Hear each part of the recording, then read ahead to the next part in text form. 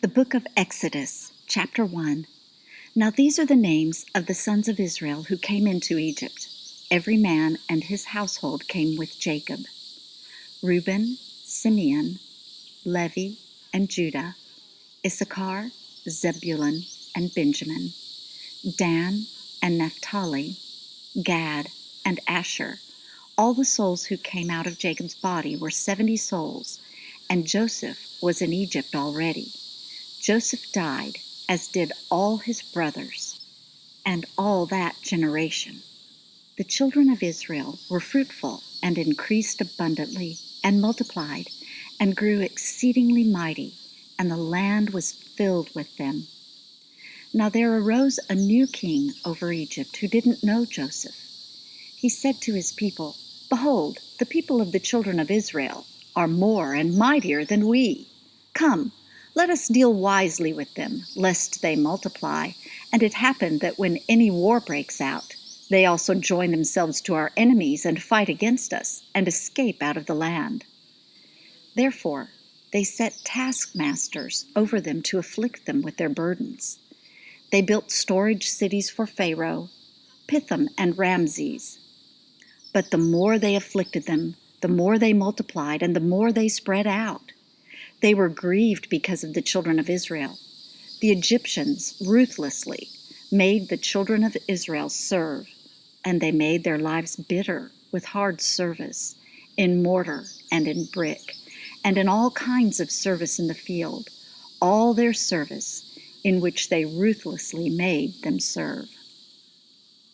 The king of Egypt spoke to the Hebrew midwives, of whom the name of the one was Shiphrah, and the name of the other Puah. And he said, "When you perform the duty of a midwife to the Hebrew women, and see them on the birth stool, if it is a son, then you shall kill him, but if it is a daughter, then she shall live." But the midwives feared God, and didn't do what the king of Egypt commanded them, but saved the baby boys alive. The king of Egypt called for the midwives and said to them, "Why have you done this thing and have saved the boys alive?" The midwives said to Pharaoh, "Because the Hebrew women aren't like the Egyptian women, for they're vigorous and give birth before the midwife comes to them." God dealt well with the midwives, and the people multiplied and grew very mighty. It happened because the midwives feared God, that he gave them families. Pharaoh commanded all his people, saying, "You shall cast every son who is born into the river, and every daughter you shall save alive." Exodus chapter 2. A man of the house of Levi went and took a daughter of Levi as his wife. The woman conceived and bore a son. When she saw that he was a fine child, she hid him 3 months. When she could no longer hide him, she took a papyrus basket for him and coated it with tar and with pitch. She put the child in it and laid it in the reeds by the river's bank. His sister stood far off to see what would be done to him. Pharaoh's daughter came down to bathe at the river. Her maidens walked along by the riverside. She saw the basket among the reeds and sent her handmaid to get it. She opened it and saw the child, and behold, the baby cried. She had compassion on him and said, "This is one of the Hebrews' children." Then his sister said to Pharaoh's daughter, "Should I go and call a nurse for you from the Hebrew women, that she may nurse the child for you?" Pharaoh's daughter said to her, "Go." The maiden went and called the child's mother. Pharaoh's daughter said to her, "Take this child away and nurse him for me, and I will give you your wages." The woman took the child and nursed it. The child grew, and she brought him to Pharaoh's daughter, and he became her son. She named him Moses, and said, "Because I drew him out of the water." It happened in those days, when Moses had grown up, that he went out to his brothers and looked at their burdens. He saw an Egyptian striking a Hebrew, one of his brothers. He looked this way and that way, and when he saw that there was no one, he killed the Egyptian and hid him in the sand. He went out the second day, and behold, 2 men of the Hebrews were fighting with each other. He said to him, "Who did the wrong? Why do you strike your fellow?" He said, Who made you a prince and a judge over us? Do you plan to kill me as you killed the Egyptian?" Moses was afraid and said, "Surely this thing is known." Now when Pharaoh heard this thing, he sought to kill Moses. But Moses fled from the face of Pharaoh and lived in the land of Midian, and he sat down by a well. Now the priest of Midian had 7 daughters. They came and drew water and filled the troughs to water their father's flock. The shepherds came and drove them away, but Moses stood up and helped them and watered their flock. When they came to Reuel, their father, he said, "How is it that you have returned so early today?" They said, "An Egyptian delivered us out of the hand of the shepherds, and moreover, he drew the water for us and watered the flock." He said to his daughters, "Where is he? Why is it that you have left the man? Call him, that he may eat bread." Moses was content to dwell with the man. He gave Moses Zipporah, his daughter. She bore a son, and he named him Gershom, for he said, "I have lived as a foreigner in a foreign land." It happened in the course of those many days that the king of Egypt died, and the children of Israel sighed because of the bondage, and they cried, and their cry came up to God because of the bondage. God heard their groaning, and God remembered his covenant with Abraham, with Isaac, and with Jacob. God saw the children of Israel, and God was concerned about them. Exodus chapter 3. Now Moses was keeping the flock of Jethro, his father-in-law, the priest of Midian, and he led the flock to the back of the wilderness and came to God's mountain, to Horeb. The angel of Yahweh appeared to him in a flame of fire out of the midst of a bush. He looked, and behold, the bush burned with fire, and the bush was not consumed. Moses said, "I will turn aside now and see this great sight, why the bush is not burnt." When Yahweh saw that he turned aside to see, God called out to him in the midst of the bush and said, "Moses, Moses." He said, "Here I am." He said, "Don't come close. Take your sandals off of your feet, for the place you are standing on is holy ground." Moreover, he said, "I am the God of your father, the God of Abraham, the God of Isaac, and the God of Jacob." Moses hid his face, for he was afraid to look at God. Yahweh said, "I have surely seen the affliction of my people who are in Egypt, and have heard their cry because of their taskmasters, for I know their sorrows. I have come down to deliver them out of the hand of the Egyptians, and to bring them up out of that land to a good and large land, to a land flowing with milk and honey, to the place of the Canaanite, the Hittite, the Amorite, the Perizzite, the Hivite, and the Jebusite. Now behold, the cry of the children of Israel has come to me. Moreover, I have seen the oppression with which the Egyptians oppress them. Come now, therefore, and I will send you to Pharaoh, that you may bring forth my people, the children of Israel, out of Egypt." Moses said to God, "Who am I, that I should go to Pharaoh, and that I should bring forth the children of Israel out of Egypt?" He said, "Certainly, I will be with you. This will be the token to you, that I have sent you. When you have brought forth the people out of Egypt, you shall serve God on this mountain."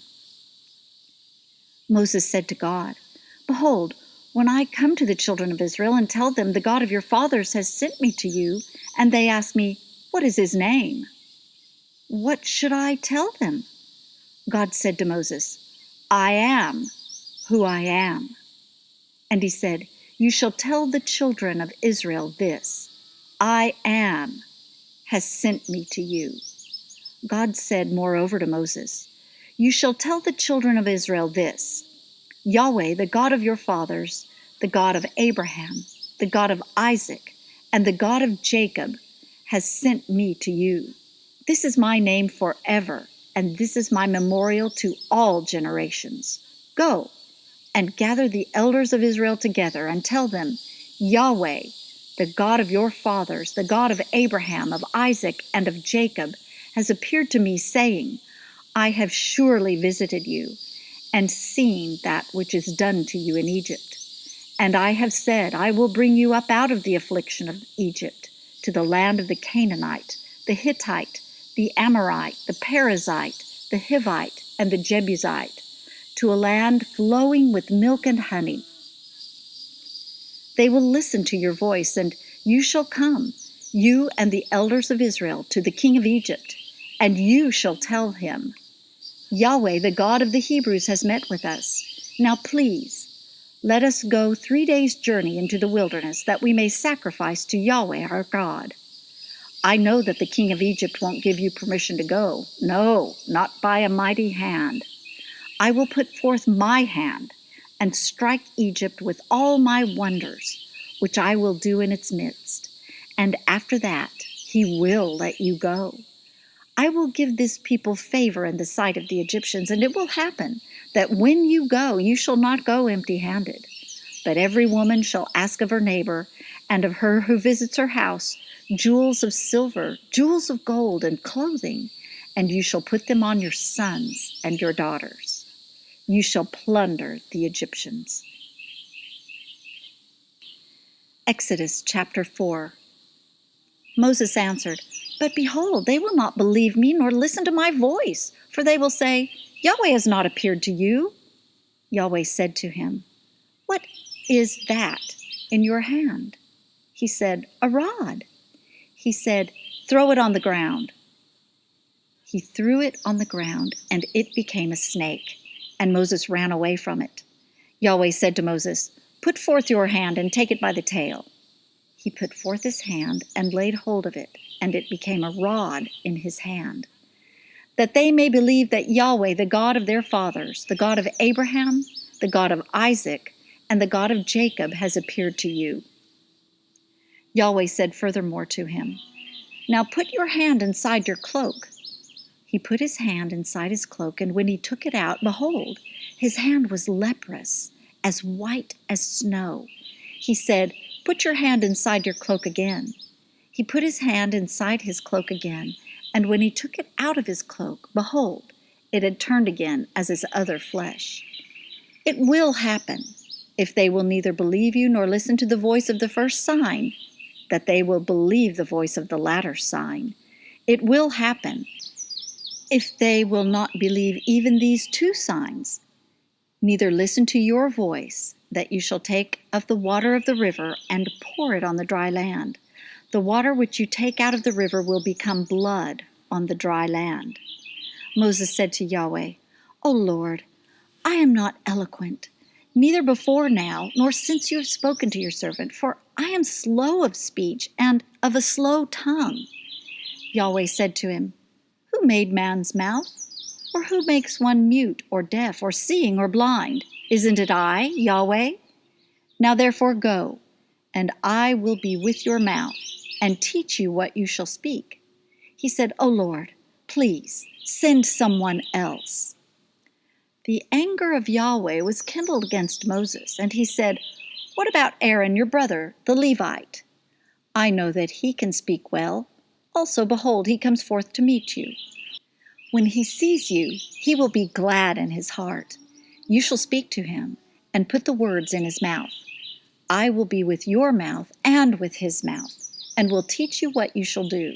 He will be your spokesman to the people, and it will happen that he will be to you a mouth, and you will be to him as God. You shall take this rod in your hand with which you shall do the signs. Moses went and returned to Jethro, his father-in-law, and said to him, Please let me go and return to my brothers who are in Egypt, and see whether they are still alive. Jethro said to Moses, Go in peace.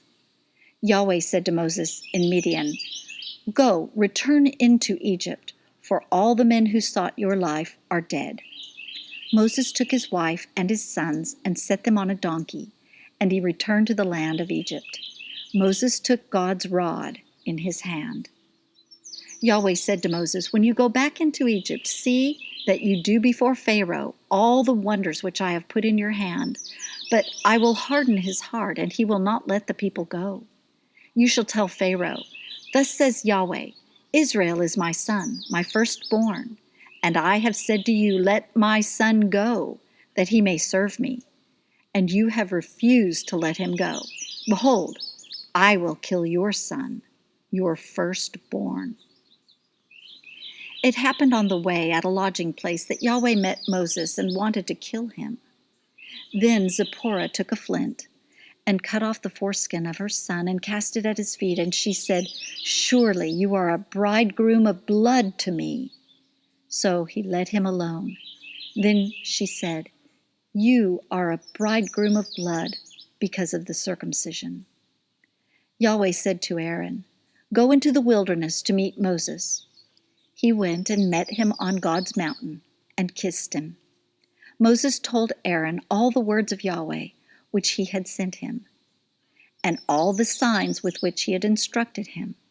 Moses and Aaron went and gathered together all the elders of the children of Israel.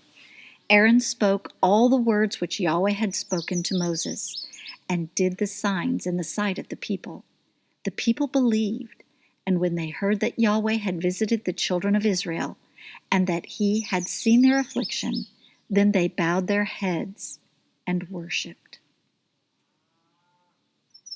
Exodus chapter 5. Afterward Moses and Aaron came and said to Pharaoh, "This is what Yahweh, the God of Israel, says. Let my people go, that they may hold a feast to me in the wilderness." Pharaoh said, "Who is Yahweh, that I should listen to his voice to let Israel go? I don't know Yahweh, and moreover, I will not let Israel go."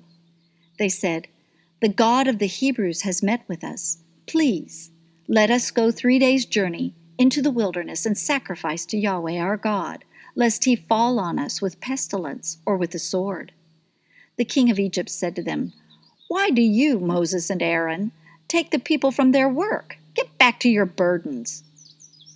Pharaoh said, "Behold, the people of the land are now many, and you make them rest from their burdens."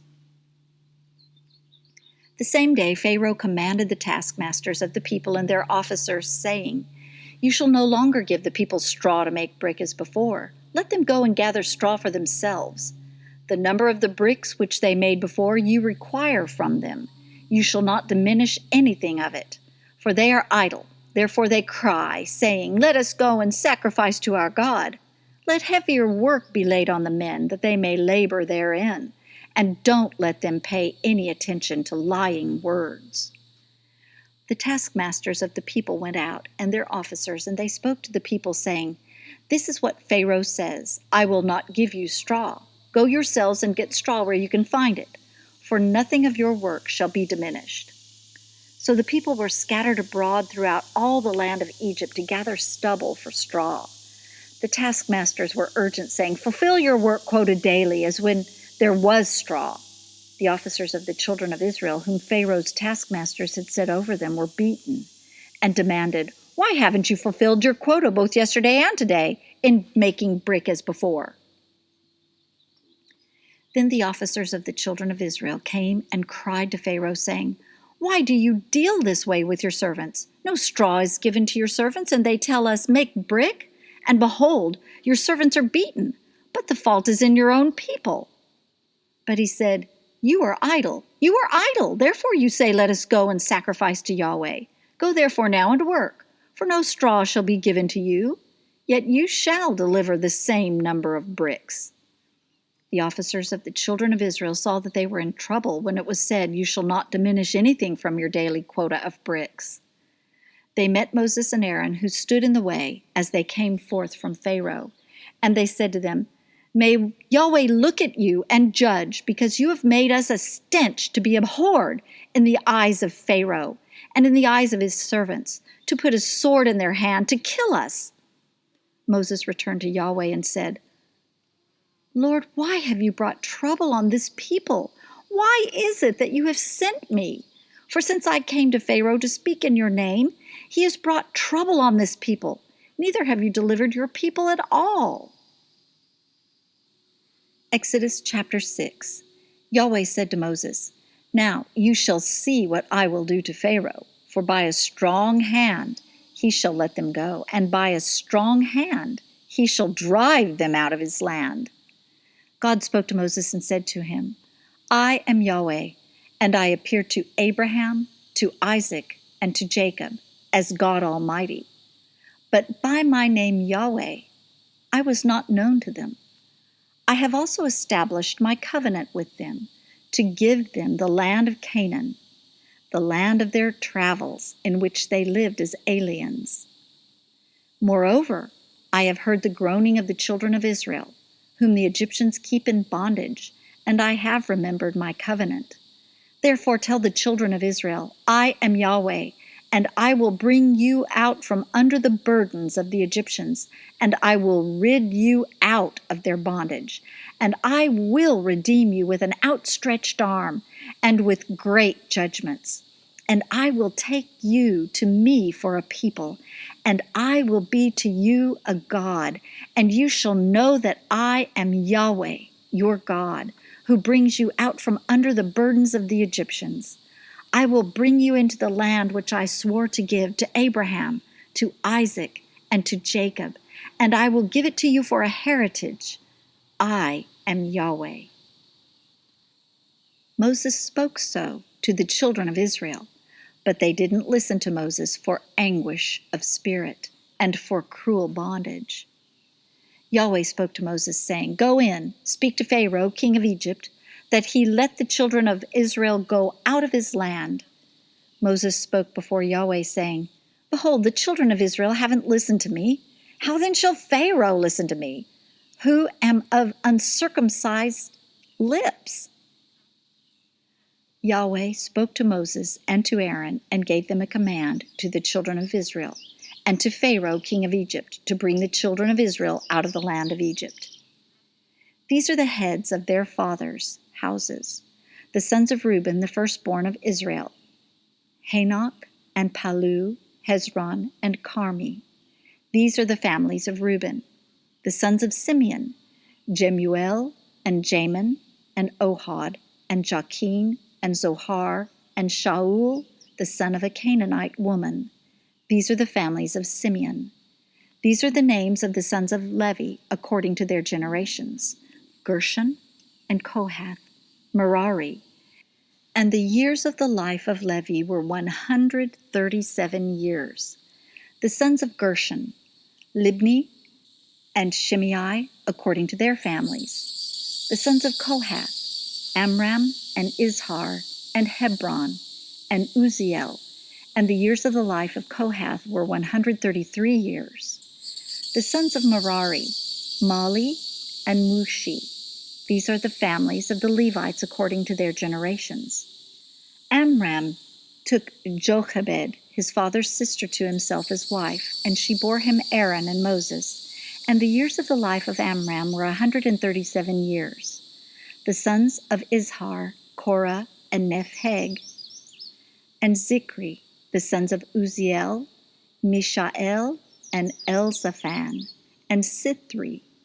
Aaron took Elisheba, the daughter of Aminadab, the sister of Nahshon, as his wife, and she bore him Nadab and Abihu, Eleazar, and Ithamar. The sons of Korah, Asir, and Elkanah, and Abiasaph. These are the families of the Korahites. Eleazar, Aaron's son, took one of the daughters of Putiel as his wife, and she bore him Phinehas. These are the heads of the fathers' houses of the Levites according to their families. These are that Aaron and Moses, to whom Yahweh said, Bring out the children of Israel from the land of Egypt according to their armies. These are those who spoke to Pharaoh, king of Egypt, to bring out the children of Israel from Egypt. These are that Moses and Aaron. It happened on the day when Yahweh spoke to Moses in the land of Egypt that Yahweh spoke to Moses, saying, I am Yahweh. Speak to Pharaoh, king of Egypt, all that I speak to you.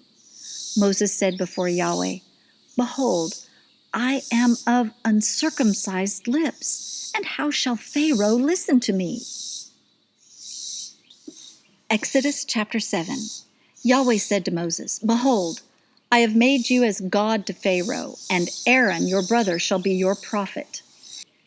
You shall speak all that I command you, and Aaron your brother shall speak to Pharaoh, that he let the children of Israel go out of his land. I will harden Pharaoh's heart and multiply my signs and my wonders in the land of Egypt. But Pharaoh will not listen to you, and I will lay my hand on Egypt and bring forth my armies, my people, the children of Israel, out of the land of Egypt by great judgments. The Egyptians shall know that I am Yahweh when I stretch forth my hand on Egypt and bring out the children of Israel from among them. Moses and Aaron did so. As Yahweh commanded them, so they did. Moses was 80 years old and Aaron 83 years old when they spoke to Pharaoh. Yahweh spoke to Moses and to Aaron, saying, When Pharaoh speaks to you, saying, Perform a miracle, then you shall tell Aaron, Take your rod and cast it down before Pharaoh, that it become a serpent. Moses and Aaron went into Pharaoh, and they did so as Yahweh had commanded. And Aaron cast down his rod before Pharaoh and before his servants, and it became a serpent. Then Pharaoh also called for the wise men and the sorcerers. They also, the magicians of Egypt, did the same thing with their enchantments. For they each cast down their rods, and they became serpents. But Aaron's rod swallowed up their rods. Pharaoh's heart was hardened, and he didn't listen to them, as Yahweh had spoken. Yahweh said to Moses, Pharaoh's heart is stubborn. He refuses to let the people go. Go to Pharaoh in the morning. Behold, he goes out to the water, and you shall stand by the river's bank to meet him. And the rod which was turned to a serpent you shall take in your hand. You shall tell him, Yahweh, the God of the Hebrews, has sent me to you, saying, Let my people go, that they may serve me in the wilderness. And behold, until now you haven't listened. Thus says Yahweh, In this you shall know that I am Yahweh. Behold, I will strike with the rod that is in my hand on the waters which are in the river, and they shall be turned to blood. The fish that are in the river shall die, and the river shall become foul, and the Egyptians shall loathe to drink water from the river. Yahweh said to Moses, Tell Aaron, Take your rod and stretch out your hand over the waters of Egypt, over their rivers, over their streams, and over their pools, and over all their ponds of water, that they may become blood. And there shall be blood throughout all the land of Egypt, both in vessels of wood and in vessels of stone. Moses and Aaron did so as Yahweh commanded, and he lifted up the rod and struck the waters that were in the river, in the sight of Pharaoh, and in the sight of his servants, and all the waters that were in the river were turned to blood. The fish that were in the river died, and the river became foul, and the Egyptians couldn't drink water from the river, and the blood was throughout all the land of Egypt. The magicians of Egypt did the same thing with their enchantments, and Pharaoh's heart was hardened, and he didn't listen to them as Yahweh had spoken. Pharaoh turned and went into his house, neither did he lay even this to heart. All the Egyptians dug around the river for water to drink, for they couldn't drink of the water of the river. 7 days were fulfilled after Yahweh had struck the river